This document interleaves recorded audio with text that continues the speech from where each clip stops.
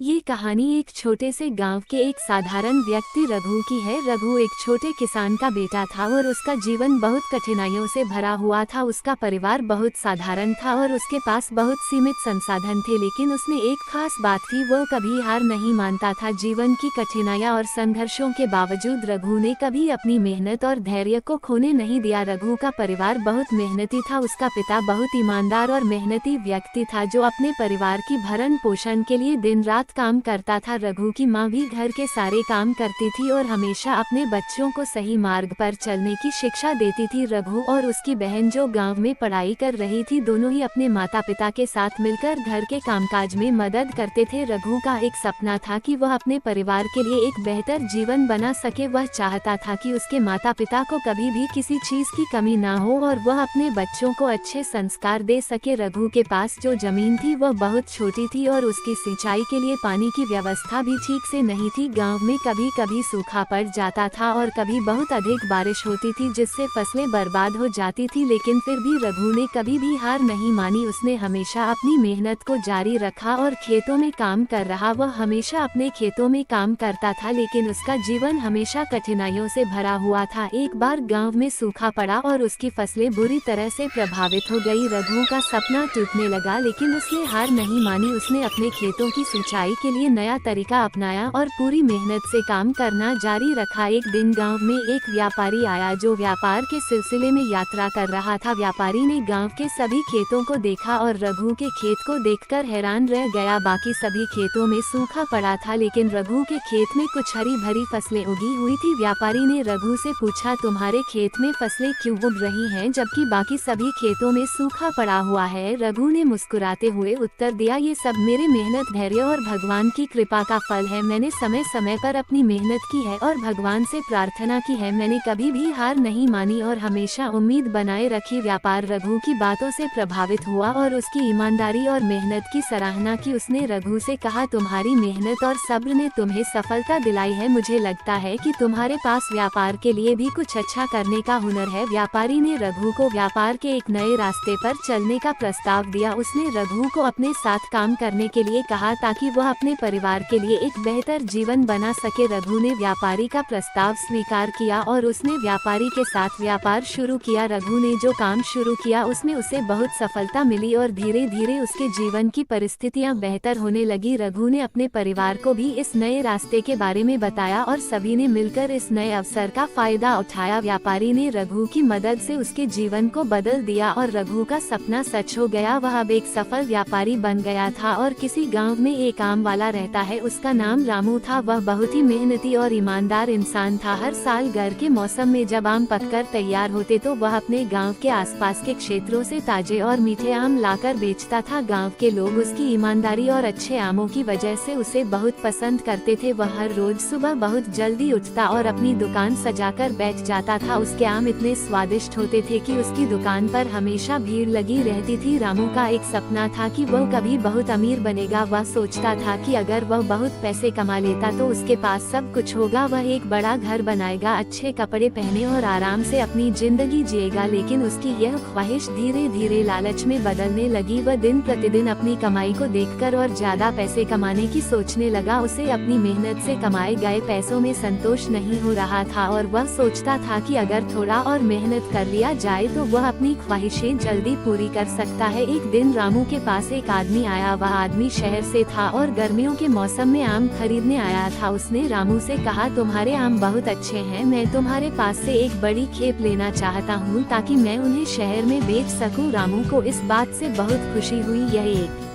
बड़ा मौका था उसके लिए, लेकिन उसे ये भी ख्याल आया कि अगर वह आमों को महंगे दाम पर बेचे तो वह ज्यादा पैसे कमा सकता था। रामू ने आदमी से कहा, मैं तुम्हें आम थोड़ा महंगे दाम पर दूंगा क्योंकि मेरे आम बहुत अच्छे और ताजे होते हैं। आदमी ने थोड़ा सोचकर हामी भर दी और उसने रामू से बहुत सारे आम खरीद लिए। रामू ने उसकी बातों में आकर आमों को महंगे दाम पर बेचा और आदमी को उसी दिन के लिए आम दे दिए। रामू बहुत खुश था कि उसने इस बड़े सौदे से बहुत पैसे कमाए थे। वह सोचने लगा कि अब वह जल्दी ही अमीर बन जाएगा। लेकिन अगले दिन जब आदमी रामू के आम बेचने के लिए शहर गया तो उसे कोई खरीदार नहीं मिला। आम इतने महंगे थे कि कोई भी उन्हें खरीदने के लिए तैयार नहीं था। वह आदमी बहुत परेशान हो गया। उसने रामू से संपर्क किया और कहा, तुमने मुझे आम बहुत महंगे दाम पर बेचे, वे कोई भी नहीं खरीद रहे हैं, मैं उन्हें वापस तुम्हारे पास लाकर बेचता हूँ। रामू को अपनी गलती का एहसास हुआ। वह समझ गया कि लालच में आकर उसने गलत काम किया। वह आदमी वापस आकर उसे आम लौटा लाया। अब रामू के पास बहुत सारे आम पड़े थे जो कोई भी नहीं खरीद रहा था। वह बहुत चिंतित था क्योंकि उसे पता था कि वह जो भी काम कर रहा था वह उसे परेशान कर देगा और किसी भी हालत में फायदा नहीं होगा। फिर एक दिन रामू को एक और ग्राहक मिला जो बहुत ही सरल और ईमानदार व्यक्ति था। वो व्यक्ति रामू से कहता है, तुम्हारे आम बहुत अच्छे हैं लेकिन मुझे नहीं लगता कि इतने महंगे दामों पर वे किसी को मिल पाएंगे। क्या तुम मुझे सही कीमत पर आम दे सकते हो? रामू को उसकी बात सुनकर थोड़ी शर्म महसूस हुई। उसने सोचा मुझे लालच करने की बजाय उसे उचित मूल्य पर आम देने चाहिए। इस बार उसने आमों की सही कीमत रखी और आदमी को अच्छे दामों पर आम दिए। आदमी खुश होकर वापस चला गया। अगले कुछ दिनों में रामू ने कई ग्राहकों को अच्छे दामों पर आम बेचे और वह खुश था कि उसने अपने लालच पर काबू पाया। रामू को ये समझ में आया कि अधिक पैसे कमाने के लिए लालच करना कोई अच्छा तरीका नहीं है। सही मूल्य पर बेचे गए सामान से ही व्यक्ति का मन संतुष्ट रहता है। वह अब जान गया था कि ईमानदारी और मेहनत से ही सफलता मिलती है, न कि लालच और धोखाधड़ी से। कई दिनों बाद रामू ने अपने पुराने तरीके को फिर से अपनाया और उसके व्यापार में धीरे धीरे सुधार हुआ। वह फिर से अपने ग्राहकों के साथ अच्छे रिश्ते बनाने में सफल रहा और उसका का नाम पूरे गांव में एक ईमानदार व्यापारी के रूप में फैल गया। अब वह संतुष्ट था क्योंकि उसने अपनी मेहनत से और सही तरीके से पैसे कमाने का तरीका खोज लिया था। ऐसा कहानी वीडियो देखने के लिए लाइक सब्सक्राइब करें।